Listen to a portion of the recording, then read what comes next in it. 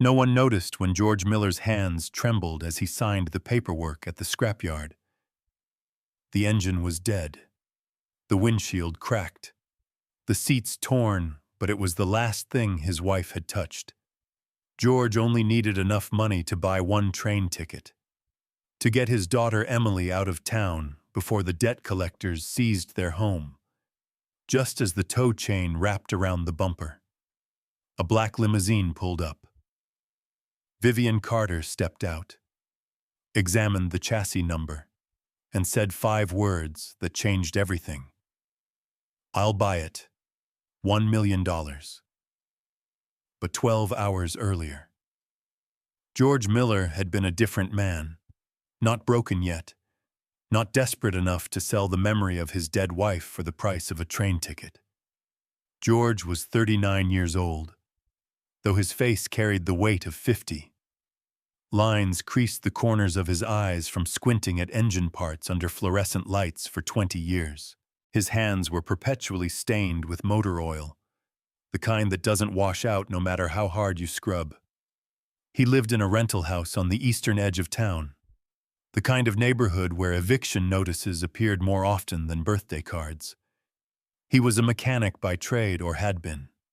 Before the blacklist, before the accident, before everything fell apart. There had been a time when George Miller's name meant something in automotive circles.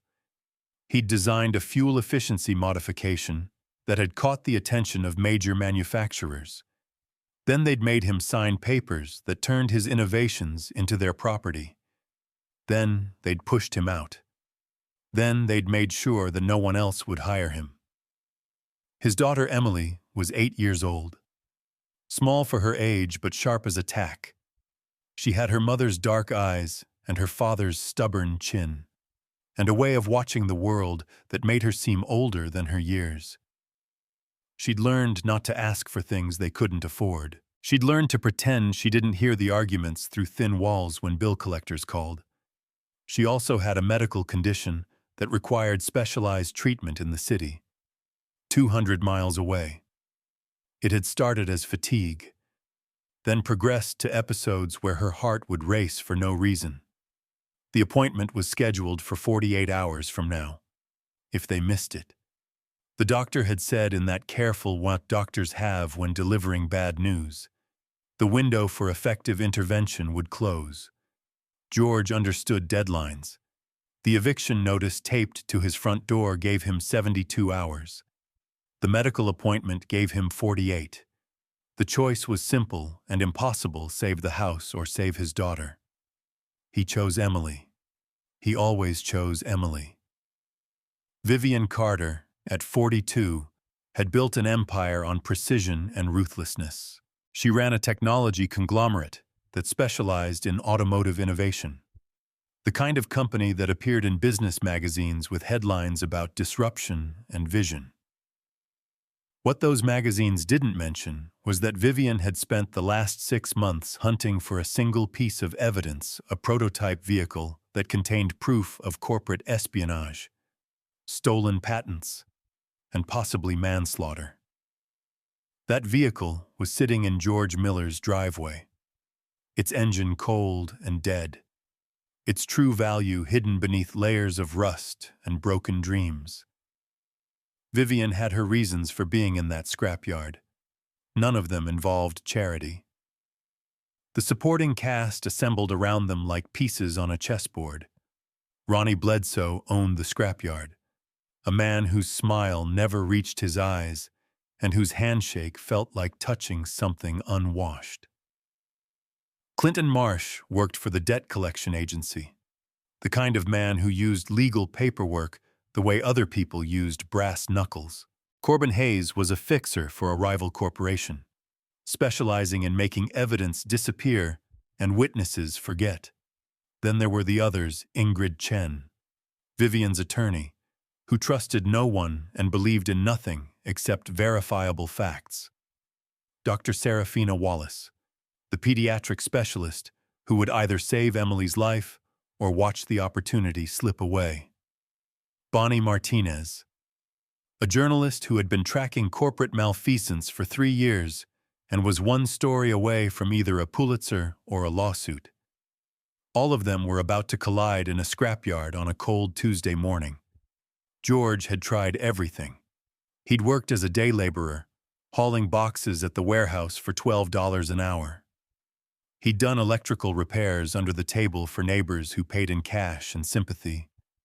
He'd driven for a delivery service until his car finally gave up, sputtering to death in the middle of a residential street.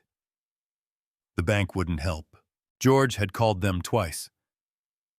Sitting at his kitchen table with Emily, doing homework in the next room, keeping his voice steady as he explained his situation. The woman on the phone had been polite and inflexible. No payment extension, no hardship program, no mercy. Clinton Marsh had delivered the final notice himself. Standing on George's porch with a leather folder and an expression of professional detachment, he laid out the foreclosure timeline like a doctor discussing a terminal diagnosis. 72 hours. Then the locks would change. Then the belongings would go to storage, which George couldn't afford. Then the debt would follow him, growing interest like a tumor. George had closed the door without a word. That night, he sat alone in the garage, his hand resting on the steering wheel of the car he'd sworn never to sell. It was a modified sedan, nothing special to look at. But every inch of it carried memory. His wife Sarah had been the last person to drive it before the accident. She'd been on her way to deliver documents evidence. George had suspected, though she'd never confirmed it when her brakes had failed on a mountain road. The police had called it mechanical failure. George had called it murder. But no one had listened.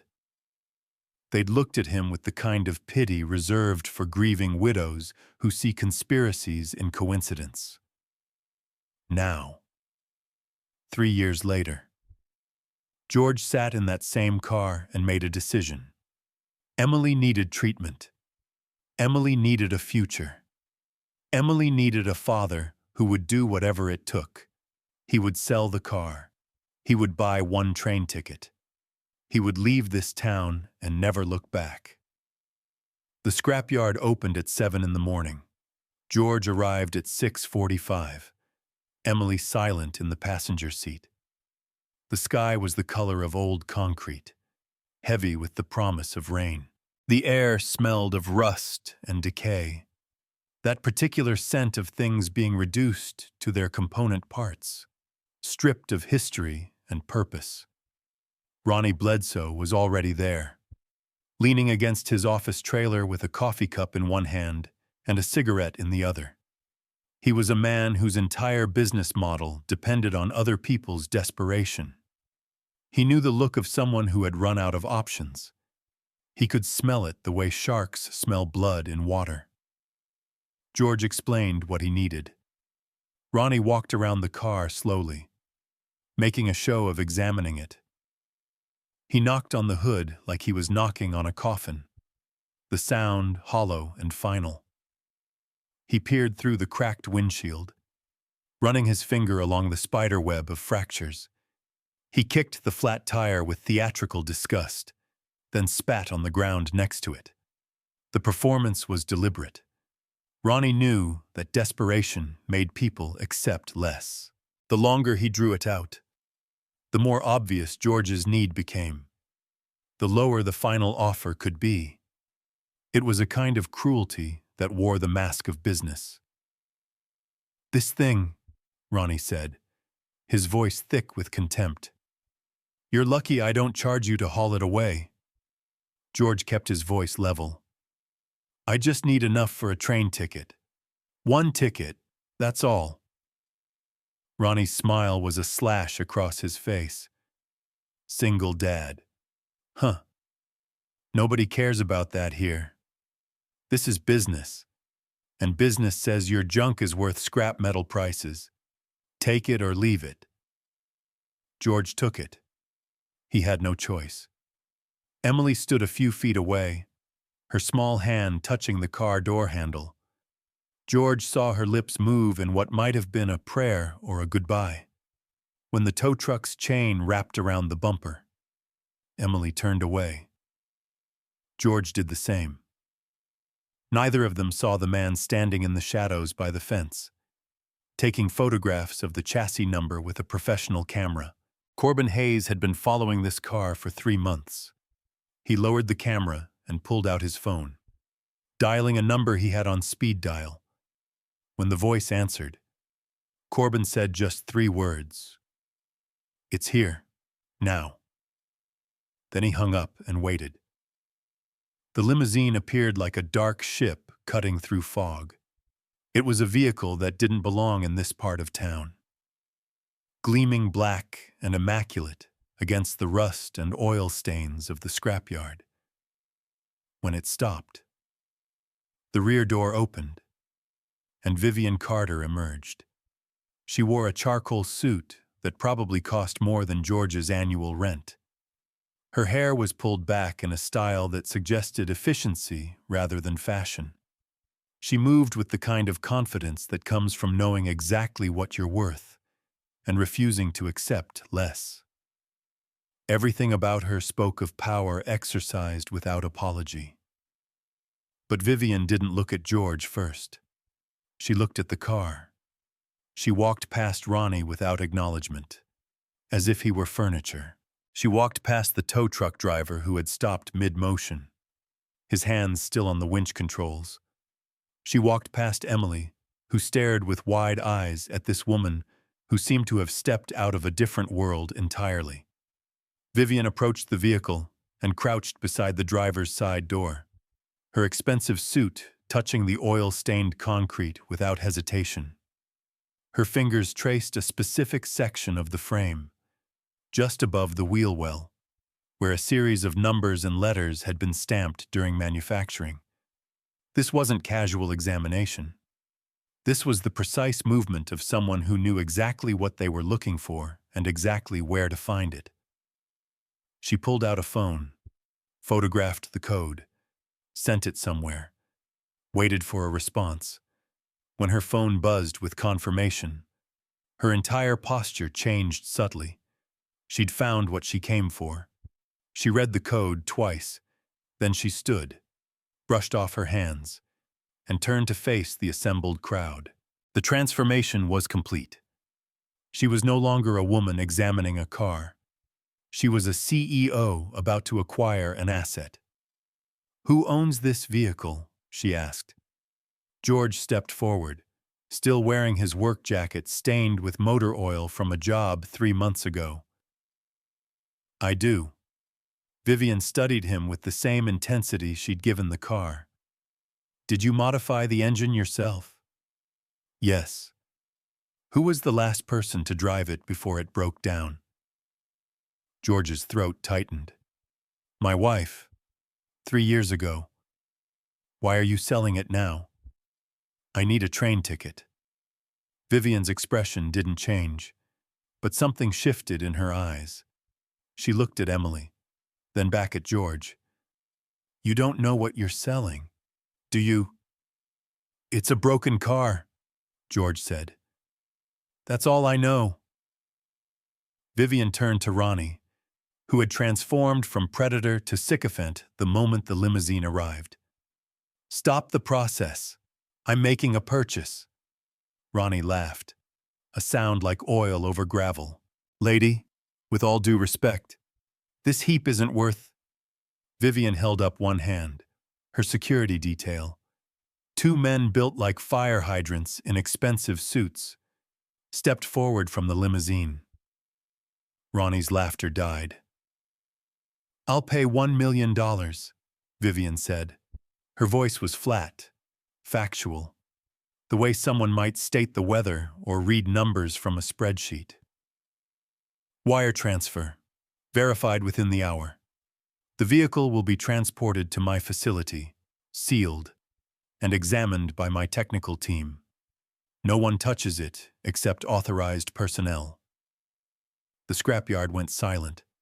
Even the distant sound of the crusher seemed to pause. George felt the world tilt sideways, as if gravity had briefly malfunctioned. $1 million. The number was so large it became abstract, meaningless. It was the kind of number you saw in movies or read in news articles about people whose lives were nothing like yours. Ronnie Bledsoe's face went through a rapid series of calculations. He'd offered George maybe $300 for scrap metal. This woman was offering $1 million. The mathematics of that gap was making his brain short-circuit. His mouth opened and closed like a fish drowning in air. "This is a joke," George said, his voice hoarse. "This has to be a joke." "I don't joke about business, Mr. Miller." Vivian pulled out her phone, typed rapidly, and showed him a screen. It was a wire transfer confirmation form, waiting only for his bank routing number and signature. "I'm not buying this out of pity. I'm buying it because it's the final piece of a puzzle I've been solving for 6 months." George looked at Emily, who looked back at him with that combination of hope and fear that only children can truly master. He looked at the car, the last physical connection to Sarah. He looked at Vivian Carter, who stood like a statue of corporate power in the middle of a junkyard. "What puzzle?" he asked. Vivian's answer was precise. 3 years ago, a prototype automotive system was stolen from my company's research division. That system was installed in exactly 3 vehicles for field testing. 2 were recovered and destroyed. The third disappeared. This is the third vehicle, Mr. Miller. And more importantly, it contains a black box data recorder that will prove who stole it, who sabotaged it, and who's responsible for at least 1 death. George felt his legs weaken. "My wife." "Possibly," Vivian said. "That's what the data will tell us." Across the scrapyard, partially hidden behind a stack of crushed cars, Corbin Hayes was already on his phone. "Carter's here. She's buying the vehicle. We need to move tonight." The voice on the other end asked a question. "I don't care how," Corbin said. "Steal it, burn it. I don't care. It cannot leave this city with that data intact." Vivian's offer sat on the table like a live grenade. $1 million. More money than George had seen in his entire life. More money than his father had made in a career. More money than he'd ever imagined touching, let alone owning. Enough to pay off the debt. Save the house. Get Emily's treatment. And still have a future. Maybe even enough to open that small repair shop he'd always dreamed about. Before the blacklist. Before Sarah's death. Before the world had taught him that dreams were luxuries for other people. But it came with strings. It always came with strings. "If I take this money," George said slowly, choosing each word like stepping stones across a dangerous river. "What happens next?" Ingrid Chen, who had emerged from the limousine with a briefcase that probably cost more than George's monthly rent, spoke for the first time. Her voice was precise, legal, the kind of voice that anticipated questions and eliminated ambiguity. "The vehicle is impounded under corporate investigation. You sign a non-disclosure agreement regarding proprietary technology. You make yourself available for testimony if legal proceedings require it. You do not speak to the press without authorization from our legal team. Standard protocol for evidence acquisition." "And if I say no?" George asked. Though he already knew the answer, he just needed to hear it spoken aloud. Vivian answered that one. Her eyes met his directly, and for the first time, he saw something beneath the CEO mask. Maybe it was respect. Maybe it was recognition of what this decision meant. Then I leave. Your car gets scrapped. You buy your train ticket. Emily gets her appointment if you can afford it. And whoever killed your wife gets away with it forever. The evidence gets destroyed. The truth stays buried. Justice becomes impossible. Emily tugged on George's sleeve. Her voice was small but clear. Daddy, are you scared because of Ma? George knelt down to her level. Yeah, baby, I am. What would Mom want you to do? George closed his eyes. Sarah had been brave. Sarah had been trying to do the right thing when she died. Sarah would have wanted the truth. I need conditions, George said, standing. Emily gets her medical appointment. No delays, no exceptions. The money goes into an account in my name, legally clean, and when this goes public, I get to tell my side. I get to talk about Sarah. Vivian nodded once. Agreed. One more thing, George said. I need to know what's on that black box. I need to understand what you're really after. That's fair, Vivian said.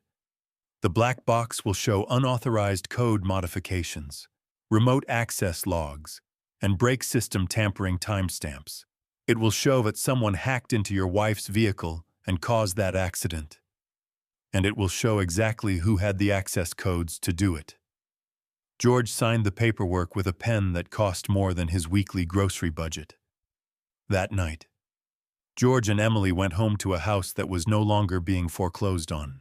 The debt had been paid in full by an anonymous corporate entity. The eviction notice had been removed from the door. George sat at the kitchen table, staring at his phone, where a bank balance showed numbers he'd never imagined. Emily was asleep upstairs, her breathing steady and peaceful for the first time in weeks. Someone knocked on the door. George looked at the clock. 10:30 at night. He hadn't ordered anything, hadn't invited anyone. He approached the door carefully, looking through the peephole. A man stood on the porch. Someone George didn't recognize. Behind him, a dark sedan idled at the curb. George didn't open the door. Instead, he called out. Who is it? Friend of a friend. The man said, just wanted to have a conversation about your recent windfall. George's hand moved to his phone, ready to call 911. Not interested, he said through the door. That's unfortunate, the man said, because my employer is very interested in that car you just sold. Interested enough to make you a better offer. It's already sold. Everything's negotiable, Mr. Miller, especially when your daughter's safety is at stake. George's blood turned to ice. He gripped the phone tighter. If you come near my daughter, You'll what? The man's voice was calm, almost friendly. You'll call the police and tell them what that someone offered to buy something from you that's not a crime. The man walked back to the sedan before getting in. He turned and added, think about it. My employer can be very generous or very inconvenient. The sedan drove away. George locked every door and window in the house. Then he called the number Vivian had given him. She answered on the second ring. What's wrong? George explained. Vivian listened without interrupting. They'll try again, she said when he finished. Corbin Hayes is persistent, but he's also stupid. He just revealed his hand. What do I do? Tomorrow morning. You and Emily are going to the train station, not to run, to catch a train to the city for Emily's appointment. My security team will be there. Corbin will be there too, and we're going to catch him in the act. You're using us as bait. I'm using his desperation against him, Vivian corrected. There's a difference. You'll be safe, I promise you that. George didn't sleep that night. The train station at 8 in the morning was crowded with commuters and travelers. Business people in suits clutched coffee cups and phones. Students with oversized backpacks navigated through the crowd. The sounds were overwhelming announcements echoing off tile walls. Wheels on luggage clattering across floors. Voices layering over voices. George held Emily's hand tightly as they navigated through the crowd. She carried a small backpack with a book and her stuffed rabbit, the one she'd had since she was 3. She didn't complain about the early morning or the crowded station. He could see Vivian's security team positioned at strategic points, one by the ticket counter, one near the platform entrance, one by the coffee stand. He couldn't see Corbin Hayes, but he knew the man was there. They were halfway to platform 7 when it happened. Emily stumbled, and George bent down to help her retie her shoe. In that split second of distraction, someone grabbed Emily's other arm. The touch was firm, purposeful, not the casual bump of a crowded station, but the deliberate grip of someone with a specific intention. George's training kicked in, not military training, but the instinct of a father protecting his child. He didn't think. He reacted with the pure animal urgency of a parent whose child is threatened. He yanked Emily back hard, pulling her off balance but away from the stranger. At the same time, he shouted, "Someone's trying to take my daughter." The station security guards turned. Vivian's team moved, and Bonnie Martinez, the journalist who'd been following the story, raised her camera and started recording. Corbin Hayes, because it was him. Dressed in civilian clothes but unmistakable up close, froze. For just a second. He considered running. Then he saw the cameras, the guards, the crowd of witnesses. He raised his hands slowly. "Misunderstanding," he said. "I thought she was lost." "You thought wrong," George said, pulling Emily close. One of Vivian's security team stepped forward with his phone out. "Station security. I've got a man here attempting child abduction. Platform 7. Send officers." Corbin's expression shifted from calculation to panic. "You can't prove anything." "I can prove you're harassing my client," came Ingrid's voice. She appeared from the crowd with a police officer already in tow. "And I can prove you're currently under investigation for corporate espionage. And thanks to Mrs. Martinez here, I can prove you just attempted to interfere with a witness." Bonnie kept recording. "Care to comment? Mr. Hayes does want to explain why you're grabbing children at train stations." Corbin said nothing. He knew when he'd lost. The police took him into custody. George and Emily boarded the train with a security escort as the train pulled out of the station. George watched the platform recede into the distance. "Are we safe now?" Emily asked. "Getting there, baby," George said. "Getting there." But the real revelation was still waiting at Vivian's forensic laboratory, where technicians had finally cracked open the sealed black box in George's old car. The black box itself was unremarkable to look at: a metal container about the size of a hardback book, encased in impact-resistant housing. But the data inside was explosive. The technicians had needed 3 days to extract and verify it, working with the kind of care archaeologists use when excavating fragile artifacts. Every byte was documented, every timestamp verified, every code sequence cross-referenced. The data was damning. It showed everything Vivian had suspected, and worse. 3 years ago, on a rainy Tuesday evening in October, someone had remotely accessed Sarah Miller's vehicle control system. The logs showed the exact timestamp: 6:47 in the evening. Sarah had been driving on Highway 12, heading toward a meeting where she planned to deliver documents to a journalist. The hack had been sophisticated, but not invisible. Whoever did it had disabled the brake response system first, replacing normal function with null commands.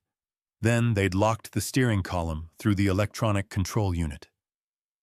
The throttle had been overridden, set to accelerate regardless of pedal input. They'd turned a car into a murder weapon and made it look like mechanical failure. The crash investigation had concluded driver error compounded by equipment malfunction. No one had looked deeper because no one had reason to suspect. Mechanical failures happened. Accidents were tragedies, not crimes. But the black box remembered everything. The digital signature on the hack traced back to Clinton Marsh's company server. The authorization codes matched patterns used by Corbin Hayes. The motive was clear: Sarah had discovered evidence of patent theft. Evidence that would have destroyed a $100 million corporate merger. She'd been silenced. The car had been left to rust. George had been blacklisted from the industry to ensure he never looked too closely at the wreckage. It was murder disguised as negligence, wrapped in bureaucracy, sealed with threats. Vivian called a press conference. She didn't tell George first. He found out when Bonnie Martinez showed up at the hospital where Emily was receiving treatment, asking for an interview. Emily was in her room, sleeping off the sedation from her procedure. The doctors said it had gone well. If they'd waited even another week, the damage might have been permanent. George had spent the last hour sitting beside her bed, watching her chest rise and fall. When Bonnie arrived, George almost didn't let her in, but she showed him her phone, where Vivian's press conference was already making headlines. Major networks were picking it up. "You could have warned me," George said to Vivian when she arrived 20 minutes later. "I could have," Vivian agreed. "But you needed plausible deniability. If I'd told you first, they'd claim collaboration. This way, you're the grieving husband who just found out the truth," which happens to be accurate. The press conference had been brutal and efficient. Vivian presented the technical evidence data logs, access codes, timestamp correlations. Ingrid presented the legal documentation. Bonnie presented her recorded footage of Corbin at the train station, and George, standing at the podium with Emily beside him, presented something none of the others could: the human cost.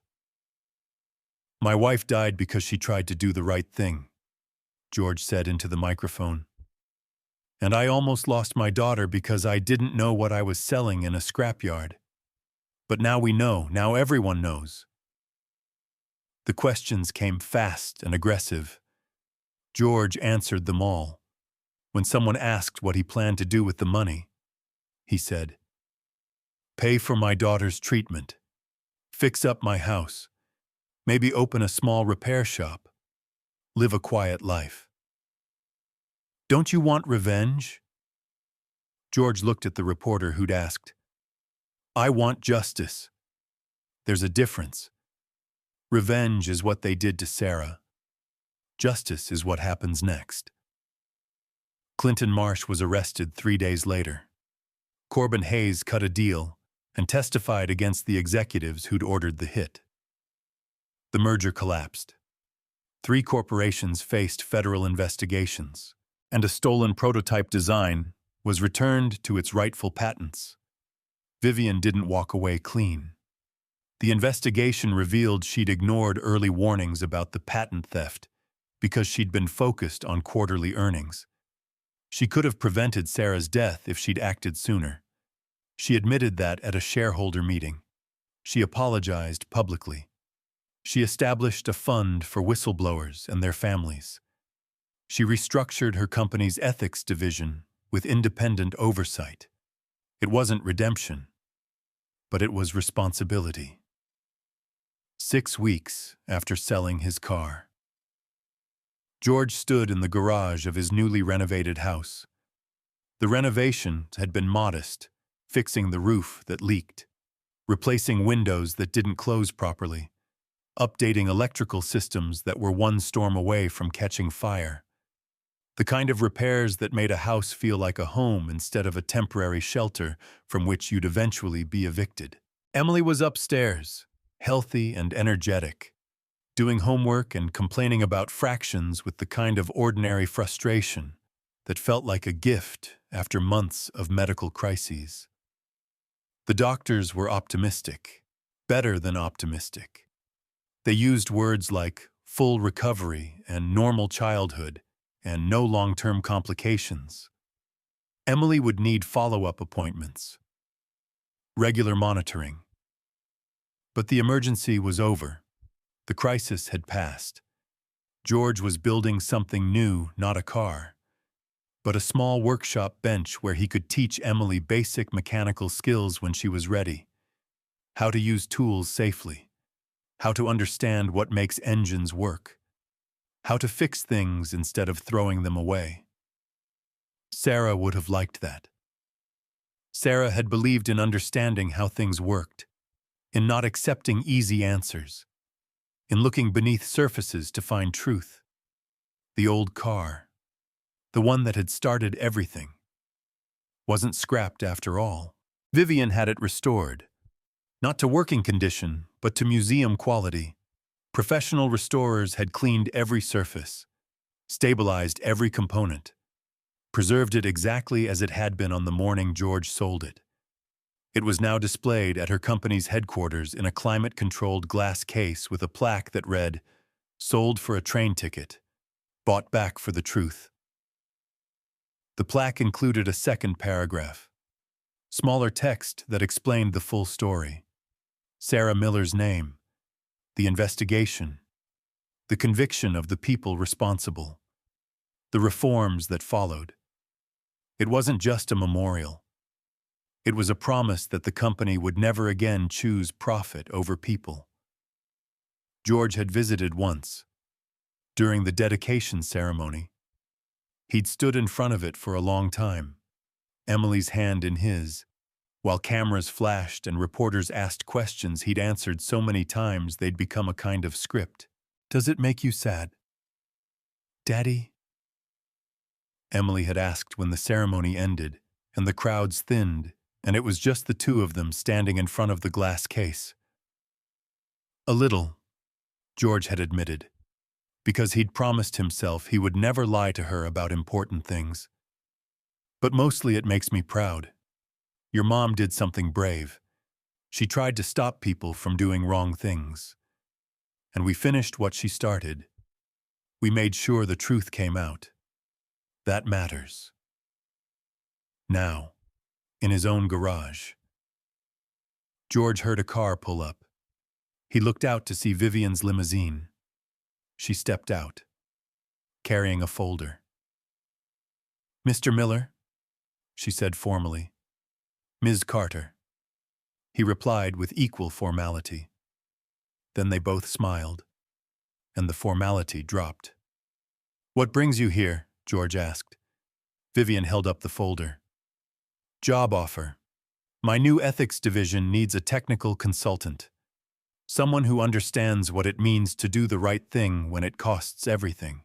Someone who knows how to spot corporate malfeasance from the inside."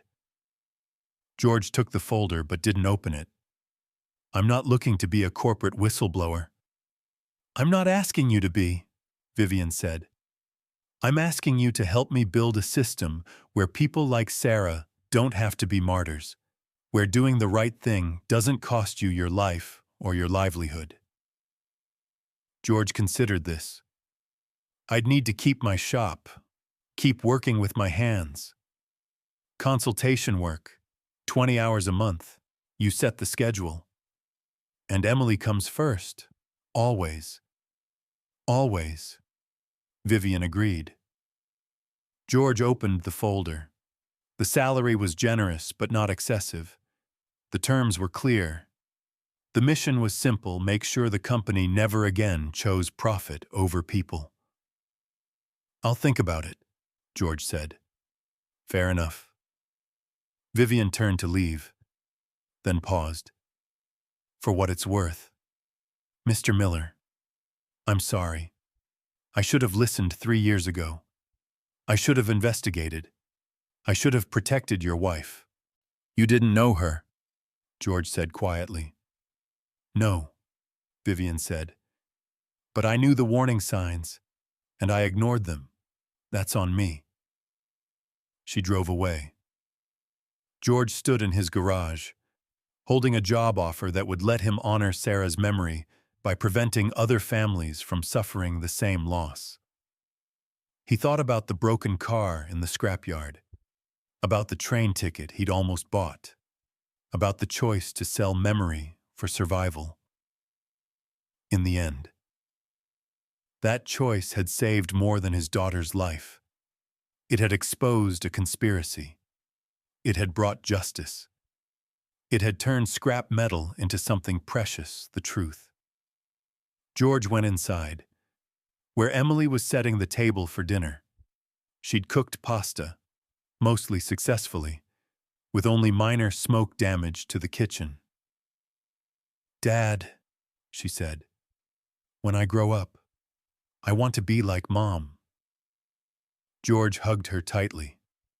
"Then you're already halfway there." Outside. The sun was setting over a neighborhood that no longer felt like a trap. The house was paid for. The debts were settled. The future was uncertain but possible. And in a museum across town, a broken car sat under carefully calibrated lights, its chassis number visible, its story preserved. A reminder that sometimes the things we think are worthless carry the weight of everything that matters. Sometimes you sell a car for a train ticket. Sometimes a billionaire sees what others miss. And sometimes justice costs exactly $1 million and a father's courage to remember.